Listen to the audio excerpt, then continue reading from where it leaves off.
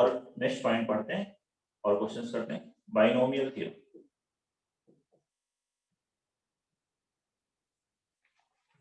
Binomial theorem में next point आज पढ़ेंगे हम लोग numerically greatest term. Numerically greatest term जिसको हम बोलते हैं NGT abbreviation. N means numerically, G greatest term। Numerical value मतलब मॉड वैल्यू हम बात कर रहे हैं। इसके लिए देखिए जब हम कोई भी एक्सपेंशन लिखते हैं x plus y power n, तो एक बाइनोमियल में क्या होता है, पैटर्न होता है। पहले टर्म इंक्रीज करते हैं, फिर टर्म डिक्रीज कर रहे होते हैं। मान लीजिए पहला टर्म t1 है, फिर t2 उससे ग्रेटर आ रहा है, फिर t3 ग्रेटर आ रहा है, अब तो किसी पर्टिकुलर टर्म tr तक हो सकता है ग्रेटर है, हो सकता है tr प्लस 1 बराबर भी हो सकते हैं, मतलब दो टर्म इक्वल हो सकते हैं, उससे ज्यादा इक्वल नहीं हो सकते, दो न्यूमेरिकल ग्रेटेस्ट हो सकते हैं, या फिर हो सकता है इसके बाद पैटर्न चेंज हो जाए, tr प्लस 1 tr प्लस 2 ऐसे tn। जब बाइनोमियल कोएफिशिएंट होता है वैसे यहाँ पूरा कंप्लीट टर्म भी उसी तरीके से कुछ वैल्यू तक इंक्रीज करता है फिर डिक्रीज करता है, लेकिन मिडिल में नहीं आता ये, क्योंकि x के ऊपर डिपेंड करता है। बाइनोमियल कोएफिशिएंट में तो न्यूमेरिकली ग्रेटेस्ट बाइनोमियल कोएफिशिएंट कौन सा होता है, मिडिल टर्म का, लेकिन यहाँ पे ऐसा नहीं है। अब आप कहें कि अगर rth टर्म ये ग्रेटेस्ट है तो बस आप ये चेक कर लो tr greater than tr minus 1 and tr greater than tr plus 1। अगर ये इन दोनों से ग्रेटर है तो बाकी सबसे ग्रेटर आ जाएगा। इनसे जो r की वैल्यू है तो उससे आप कंडीशन निकाल सकते हो। ये बेसिक है, इन्हीं से कंडीशन निकाली गई है जो कि आपको डायरेक्टली यूज करनी है मामले में। तो बताते हैं आपको इन द एक्सपेंशन आप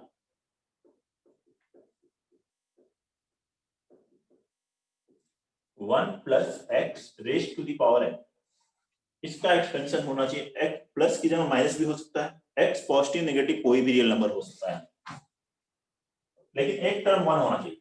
अगर कहीं लिखा है 3 प्लस एक्स पावर 10 तो आप पहले 3 कॉमन ले लो, ऐसे बना लो 3 पावर 10 1 प्लस एक्स बाई 3। अब इसमें न्यूमेरिकली ग्रेटेस्ट टर्म कैलकुलेट करो, तो 1 एक बनाना है, दूसरा x भी हो सकता है, x बाई 3 भी हो सकता है, x वेरिएबल के प्लेस पर कोई भी रियल नंबर हो सकता है, positive negative as it is रखना है। तो इसके लिए क्या करना है आपको, find r that is equal to 1 plus n into mod x। Numerical value दे रहा है तो मॉड x मतलब नेगेटिव हो तो पॉजिटिव वहां ले अपॉन 1 प्लस मॉड x, ये कैलकुलेट कर।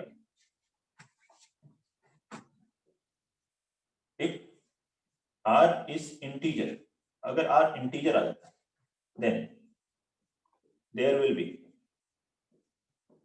To numerically greatest term.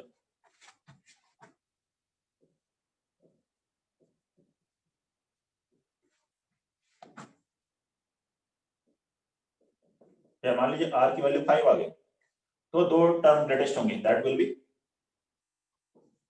t5 and t6, tr and tr plus 1, दोनों की वैल्यू इक्वल होगी, न्यूमेरिकल वैल्यू, एक पॉजिटिव एक नेगेटिव हो सकता है, या मान लीजिए -100 आ गया प्लस 100 आ गया, लेकिन न्यूमेरिकल वैल्यू दोनों की सेम आएगी। r इंटीजर है, ये क्या है सिंबल, इंटीजर। ये वैल्यू आपको कैलकुलेट करनी है। n दिया होगा क्वेश्चन में, x की वैल्यू दी होगी, x की क्या वैल्यू है जिसके लिए आपको न्यूमेरिकल ग्रेटेस्ट टर्म कैलकुलेट करना है, तो आप पहले ये r कैलकुलेट करें, और यही अगर r इंटीजर नहीं आता है, if r is not an integer then there will be only one numerically greatest term, numerically greatest term,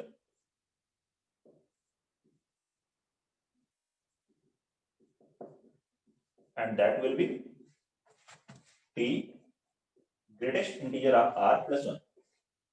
r जो इंटीजर नहीं आ रहा, मान लीजिए r की वैल्यू आ रही है 7.8, तो इसका न्यूमेरिकल वैल्यू ले लीजिए, तो न्यूमेरिकली ग्रेटेस्ट टर्म क्या होगा, t7 प्लस 1 मींस t8। इसका इंटीजर वाला पार्ट लीजिए, फ्रैक्शनल पार्ट को छोड़ दीजिए, उसमें +1 करेंगे, वो that is numerically greatest term. ये ग्रेटेस्ट इंटीजर को रिप्रेजेंट कर रहा है। ग्रेटेस्ट इंटीजर मतलब जस्ट उसके पहले वाला इंटीजर, 7.9 आ रहा है तब भी 7 लेना है, 3.4 आ रहा है तो 3 लेना है, 3.1 आ रहा है तो भी 3 लेना है, 3 + 1 बस। नोट कर लीजिए, कोई डाउट है तो बताइए। ये फॉर्मूला लगा लीजिए। बेसिक ये है, बेसिक बनाने की जरूरत नहीं है आपको, हर क्वेश्चन में आप ऐसे बना रहे हैं। क्वेश्चन में ये दिया हुआ है और न्यूमेरिकली ग्रेटेस्ट टर्म लिखा है, तो आप डायरेक्टली ये फॉर्मूला लगाइए, सबसे आसान रहेगा। बाकी क्वेश्चंस हम लोग देख लेते हैं किस टाइप के हैं।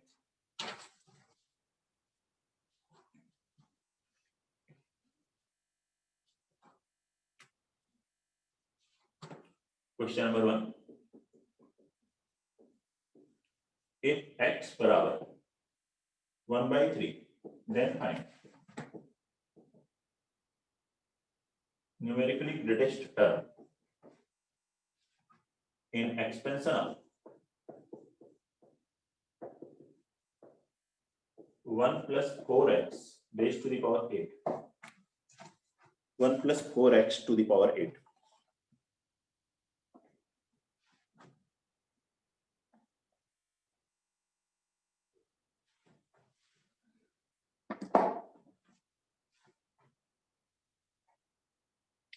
बताइए ये फर्स्ट क्वेश्चन।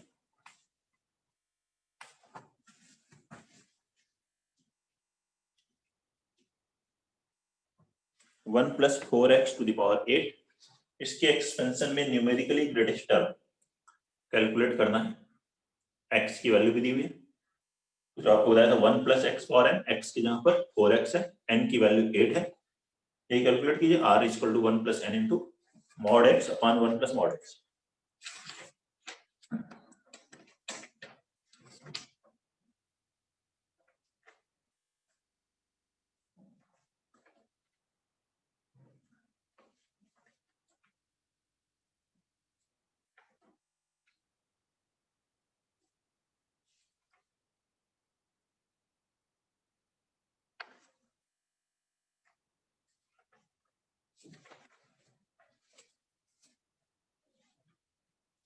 हो गया?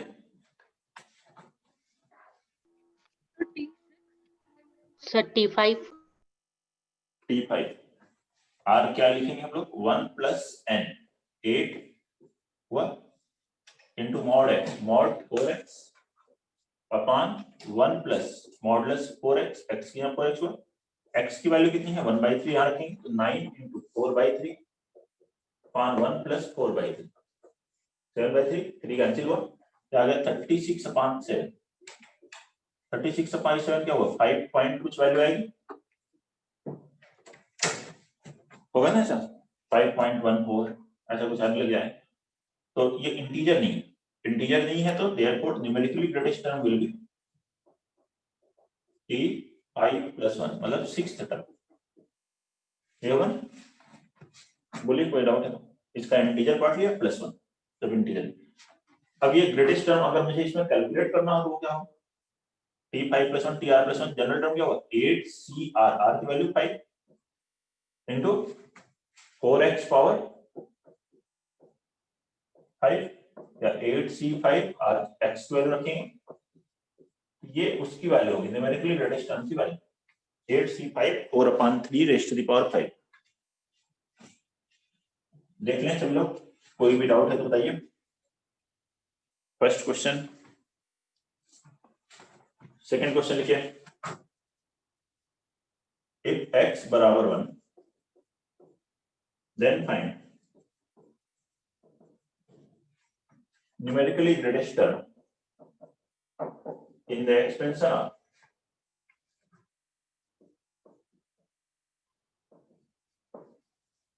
3 - 2x raised to the power 9 and numerically greatest term in this expansion 3 - 2x raised to the power 9, x बराबर 1 हो गया। करिए इसको कैलकुलेट।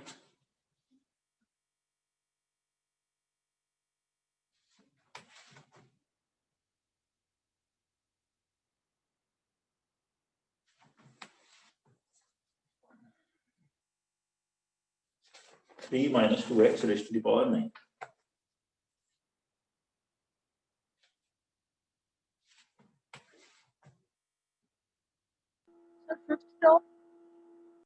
फिफ्थ टर्म,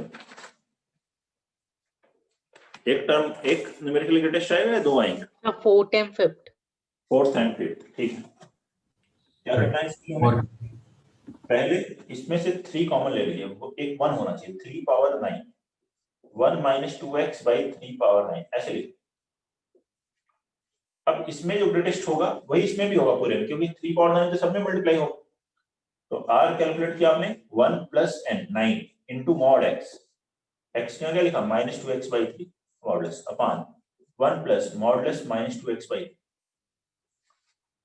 x की वैल्यू 1 रखिए, तो हो गया 10 into 2 by 3 upon 1 plus 2 by 3, 20 upon 5 4। ये इंटीजर वैल्यू है, और जब इंटीजर आए तो क्या है, two terms numerically greatest term, therefore numerically greatest terms will be tr मतलब t4 and tr plus 1, t4 plus 1 t5। बाकी वैल्यू लिखनी है तो आप वैल्यू लिख सकते हैं, t4 क्या हुआ t3 plus 1 3 power 9 9c3 into minus 2x by 3, x की वैल्यू 1 रख दो माइनस 2 बाई 3 का क्यूब, और t5 t4 plus 1 3 power 9 9c4 minus 2 by 3 power 4। जब इसे आप सिंप्लीफाई करेंगे तो देखेंगे ये दोनों वैल्यू सेम है, ये नेगेटिव आएगी, ये पॉजिटिव, एक दूसरे से बड़ी नहीं हो सकती, बड़ी हो जाएगी तो जो बड़ी है वो न्यूमेरिकली ग्रेटेस्ट हो जाएगा। ग्रेटेस्ट मत तो एक ही हो सकता है, अगर दो है तो दोनों आपस में इक्वल होंगे।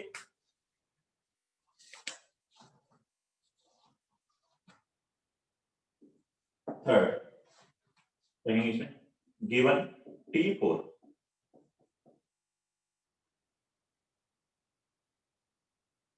is numerically greatest term in expansion of 2 plus 3x by 8 power 10, then find range of x। तो x की रेंज कैलकुलेट करनी है, क्या आगे t4 इसमें न्यूमेरिकली ग्रेटेस्ट टर्म है, ये दिया हुआ है कि ये t4 न्यूमेरिकली ग्रेटेस्ट टर्म है, तो x की रेंज क्या हो सकती है, x कहां से कहां तक हो सकता है, ये कैलकुलेट करें। इसको कैलकुलेट,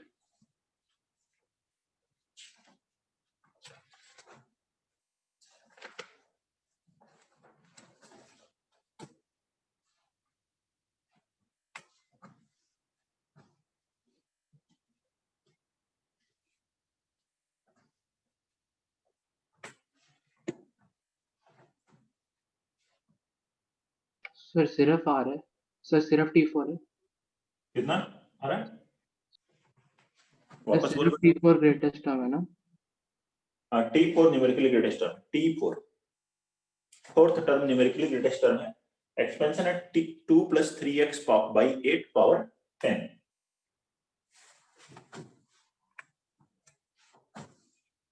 तो x की रेंज कैलकुलेट करनी, 2 minus 2 कामा -1 नहीं, एक रेंज आएगी 2,64/21 minus 64 upon 21 to 64/21. -64/21 नहीं, ये भी नहीं है, हाँ तो ठीक रहा है, आप डायरेक्शन तो ठीक है। -64/21 to -2 union 2 to 64/21। हाँ ठीक है, ये आंसर सही है, -64/21 से -2 यूनियन 2 to 64/21। कैसे देखिए, r यहाँ पे पहले इसमें मैं 2 कॉमन ले लेता हूँ, 2 पावर 10 कितना हो गया 1 plus 3x upon 16 पावर 10, ऐसा हुआ। r हम यहाँ कैलकुलेट करते हैं, क्या लिखते हैं 1 plus n 10 mod x mod 3x by 16 upon 1 plus modulus 3x by 16, ऐसा लिखते हैं। ये r की वैल्यू क्या हो जिससे t4 न्यूमेरिकली ग्रेटेस्ट हो, ये सोचिए, r की वैल्यू 3.1 हो गई तो कौन सा टर्म न्यूमेरिकली ग्रेटेस्ट होगा, सर T4 t4 ही तो होगा। 3.2 हुई तो तभी होगा। मतलब ये r की वैल्यू कहां से कहां दूं, 3 से इसमें कोई भी वैल्यू हो, न्यूमेरिकली ग्रेटेस्ट T4 हो, T4 न्यूमेरिकली ग्रेटेस्ट टर्म है, तो r 3.1 होगा, 3.2 हो, 3.9 हो, 3.99 हो तभी होगा T4 न्यूमेरिकली ग्रेटेस्ट टर्म। अगर 3 हो जाए तो r 3 हुआ तो न्यूमेरिकली ग्रेटेस्ट टर्म क्या होगा, इंटीजर वन पे 3 एंड 4th मतलब T3 और T4, 4 हुआ तो तब भी T4 एंड T5, तो T4 तो न्यूमेरिकली ग्रेटेस्ट होगा, उसके साथ दूसरा भी होगा, क्या लिखा होता T4 is only numerically greatest term, तो इक्वालिटी नहीं आती, यही तो है। अब ये r की वैल्यू यहां रख दी जाए तो किसकी वैल्यू आ जाएगी, x की, आंसर r की यहां से वैल्यू रखते हैं 1 प्लस 10 11 into 3 33, ये एलसीएम लेंगे 16 कैंसिल हो जाएगा, 33 mod x upon 16 plus 3 sir mod x equality नहीं आएगा ना? Less than equal to 4, equality लिखा तो बेटा इक्वलिटी आएगी, क्रॉस मल्टीप्लाई करेंगे, यहां से आएगा 48 plus 9 mod x less than equal to 33 mod x बराबर 64 प्लस 12 mod x। दो केसेस ले, एक इनइक्वालिटी ये है, ये दूसरी, तो फर्स्ट ये लेते हैं 33 mod x greater than or equal to 9 mod x plus 48, यहां से इसको इस तरफ ले आइए तो 24 mod x greater than equal to 48, तो mod x greater than or equal to 2, mod x 2 से बड़ा है, तो इसका मतलब क्या है, x जो होगा वो -2 से छोटा है या फिर 2 से बड़ा है। और दूसरा केस इसको देखें 33 mod x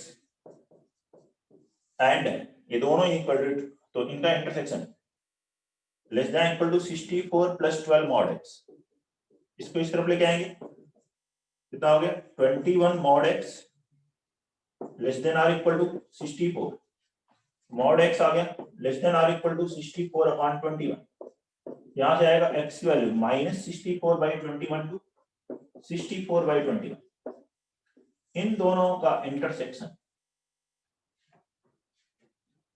क्या होगा, इसका इंटरसेक्शन ये देखिए -63/21 होता तो -3 पॉइंट कुछ से 3 पॉइंट कुछ वैल्यू तक आ रहा है, और ये 2 से बड़ा है, तो 2 से बड़ा है लेकिन ये 3 पॉइंट से लेस है, तो ये आएगा 2 से इस वैल्यू तक, और ऐसे ये -64/21 से -2 तक, तो इन दोनों में कॉमन वैल्यू फाइनल क्या हुआ, x belongs to -64/21 to -2 union 2 to 64/21, क्या आंसर, नोट कर लीजिए।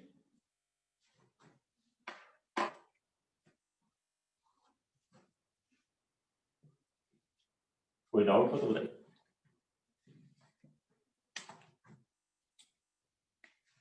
नेक्स्ट आर्टिकल इसमें हम लोग पढ़ेंगे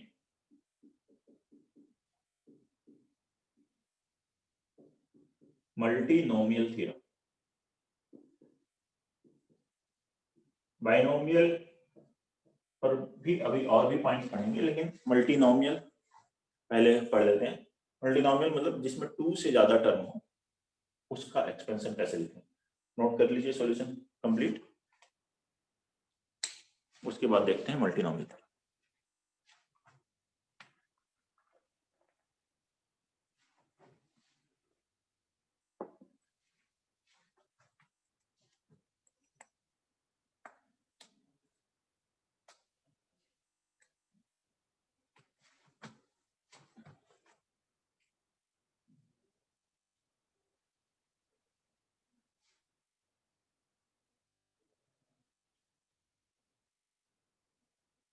देख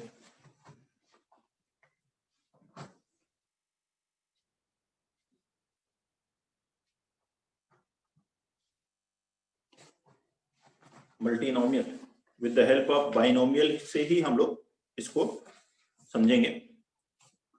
बाइनोमियल में क्या था, x plus y raise to the power n का जो एक्सपेंशन होता है, तो कैसे लिख सकते हो,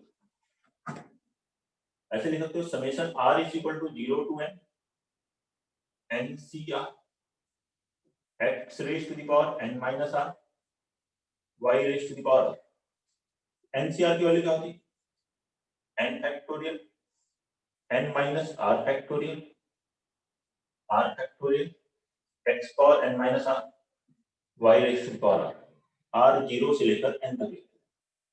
ये जो यहाँ पे x का पावर है वही फैक्टोरियल यहाँ r, ये फैक्टोरियल यहाँ पर। अगर मैं इसको अल्फा से बीटा कहूँ तो यहाँ अल्फा फैक्टोरियल यहाँ बीटा फैक्टोरियल, जहाँ अल्फा प्लस बीटा क्या है n।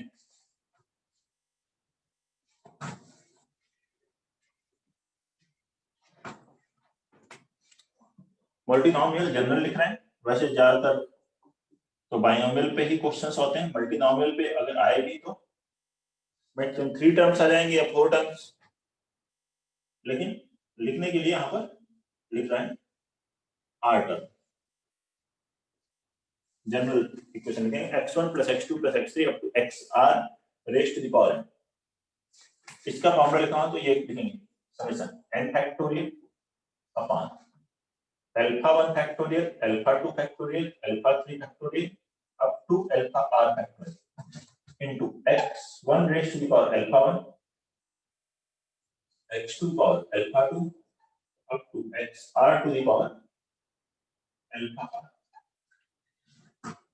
ठीक है, उसी तरह से जहां alpha 1, alpha 2 up to alpha r, इन सब की वैल्यूज कहां से कहां तक है 0 से लेकर n के बीच में,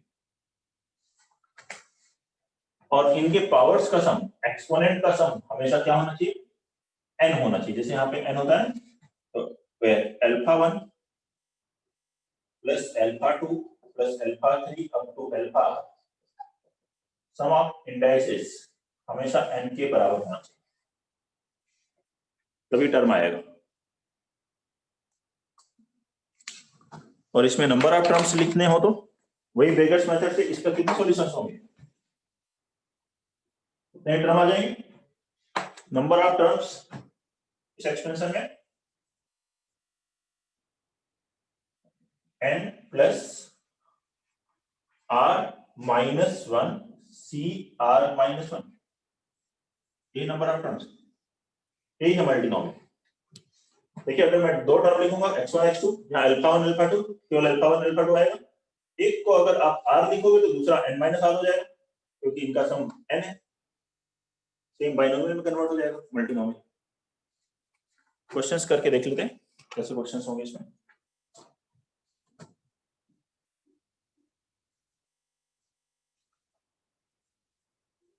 find coefficient of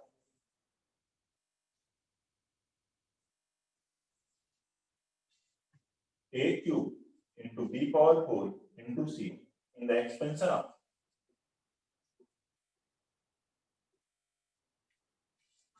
of 1 plus a minus b plus c raised to the power 9. Find coefficient of a cube b power 4 c in the expansion of 1 plus a minus b plus c raised to the power 9. बनाइए इसको।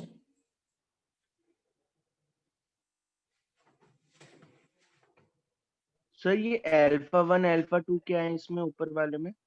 Alpha 1 alpha 2 integers हैं जो कि 0 से लेके n तक हो सकते हैं।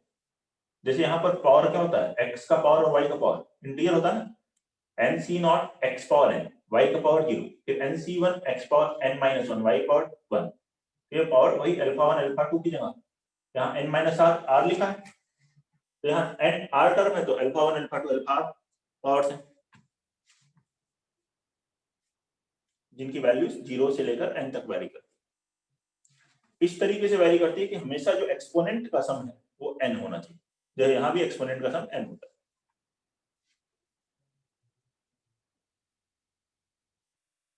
ये जनरल टर्म है जिससे आप कोई भी टर्म लिख सकते हैं। जैसे यहाँ पे ये जनरल टर्म होता है,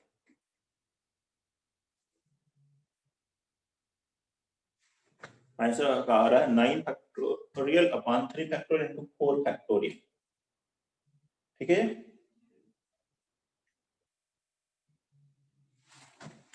sir 9 factorial upon 3 factorial into 4 factorial. सही। क्या कहा जा रहा है इसमें, इसमें देखो जनरल टर्म पहले अगर मैं लिखता हूं तो क्या होगा, जनरल टर्म लिखेंगे 9 factorial upon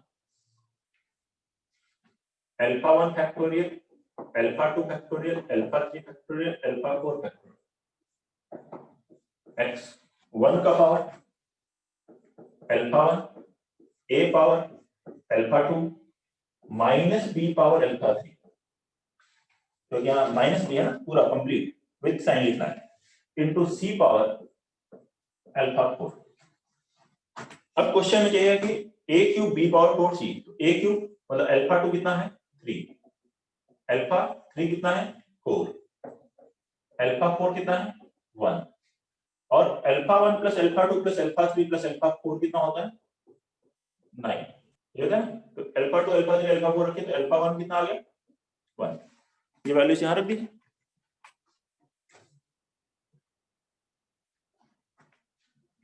therefore required term क्या हो गया 9 factorial upon 1 factorial, 3 factorial, 4 factorial, 1 factorial, यहाँ आएगा 1 power 1, a power 3 minus b power 4 c power 1, तो बन गया 9 factorial upon 3 factorial into 4 factorial a cube b power 4, तो यही कोफिशिएंट है, तो हमसे कोफिशिएंट पूछा गया तो इनटू c, ये आ गया coefficient 9 factorial upon 3 factorial into 4 factorial.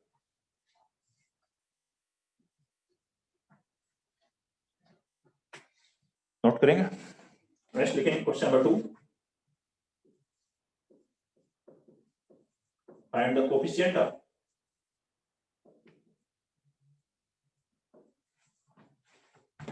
a cube into b power 4 into c power 5 in the expansion of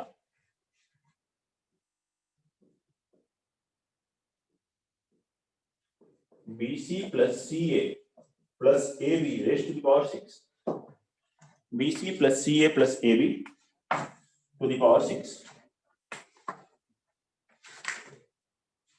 इसके एक्सपेंशन में ये कोफिशिएंट कैलकुलेट करना है, a cube b power 4 c power 5, करें कैलकुलेट।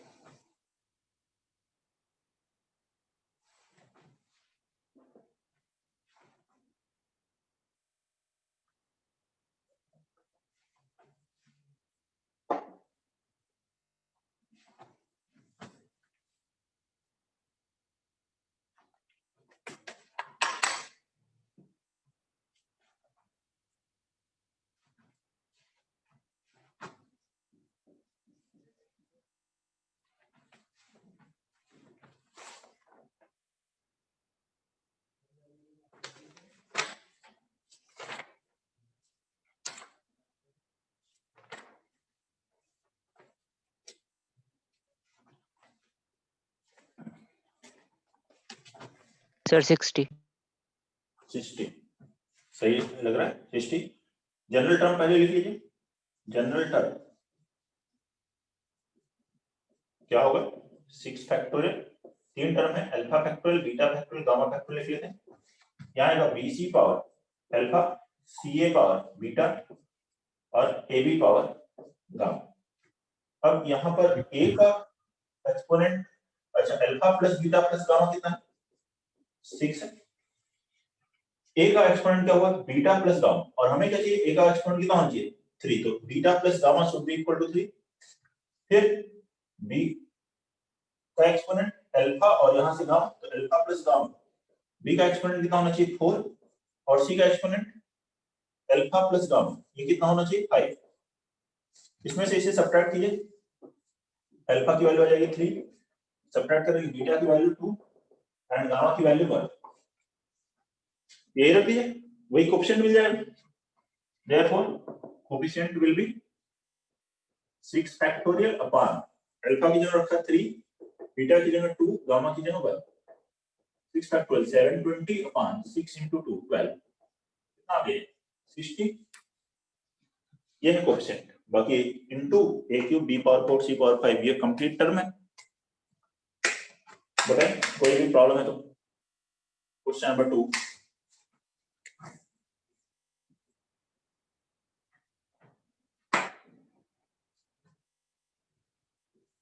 क्वेश्चन नंबर 3 इसका लिखिए। Question number 3, find coefficient of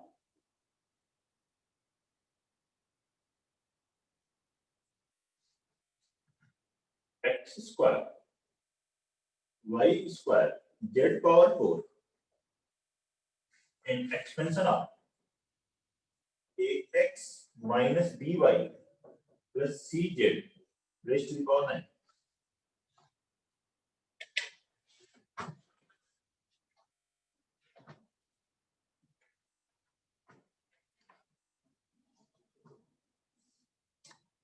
Find coefficient of x square y square z power 4 in expansion of ax minus by plus cz raised to the power 9.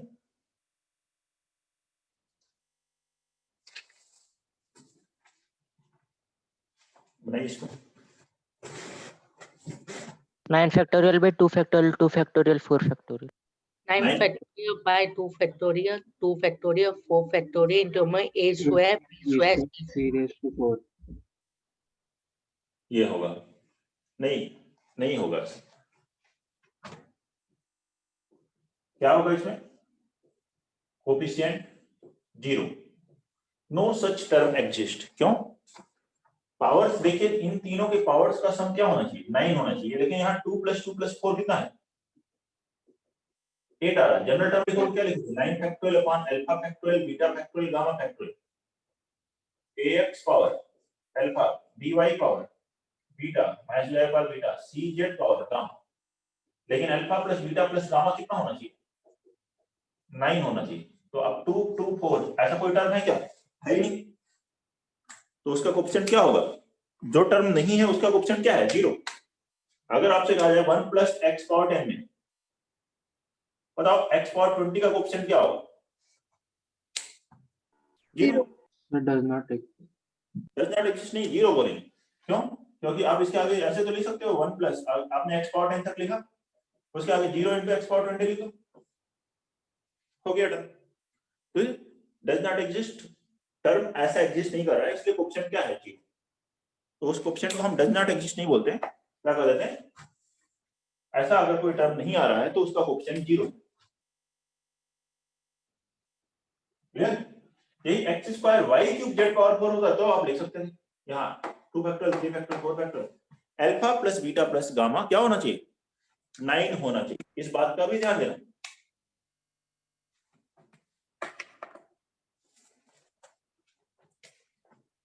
ये लिखते हैं, find coefficient of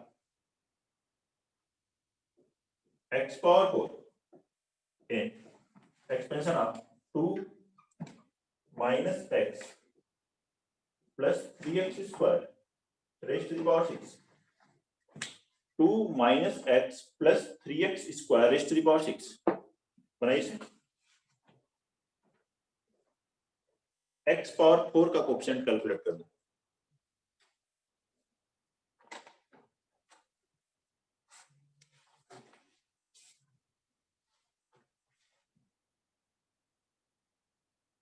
एक तो binomial की तरह भी कर सकते हैं। कोई कहे कि इसे x ले लें, इसे y ले लें पूरे, फिर उसमें फिर से लगाएं, किया जा सकता है। लेकिन मल्टीनोमियल से भी किया जा सकता है।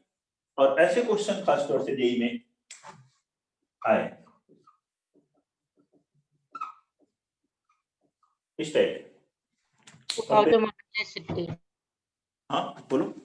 2160, 4160, नहीं सर 2160, 2160।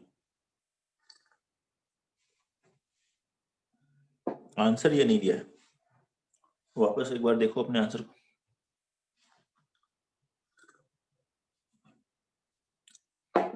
आंसर दिया 3660। 3660. हाँ सही ऐसा, वेरी गुड। 3660 ये दिया। इसको वो अलग केस बना के करेंगे ना। देखो मैं जनरल टर्म लिख रहा हूं।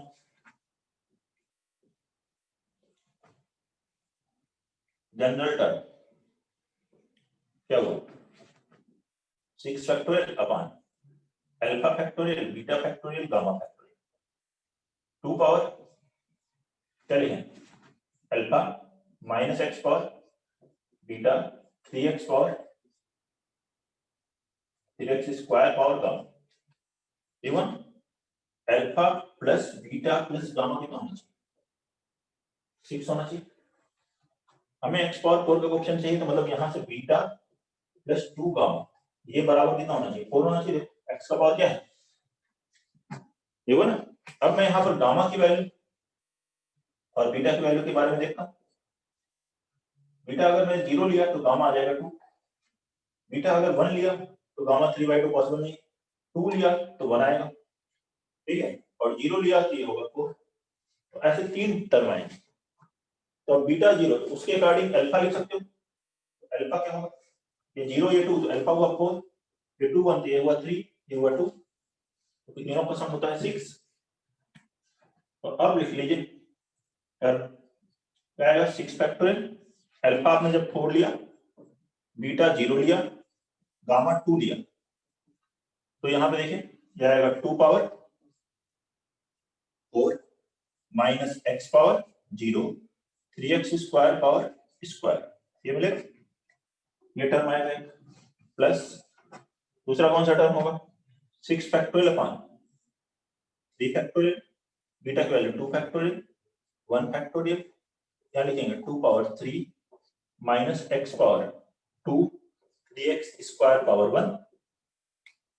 नेक्स्ट क्या आएगा, 6 फैक्टोरियल अपॉन अल्फा की वैल्यू 2, बीटा की वैल्यू 4, गामा की वैल्यू 0, अल्फा की वैल्यू 2, तो 2 power 2 minus x power 4 3x square power 0। X power 4 के 3 टर्म आए। अब इन तीनों को देख लिया कैलकुलेट करके क्या क्या वैल्यू आएगी।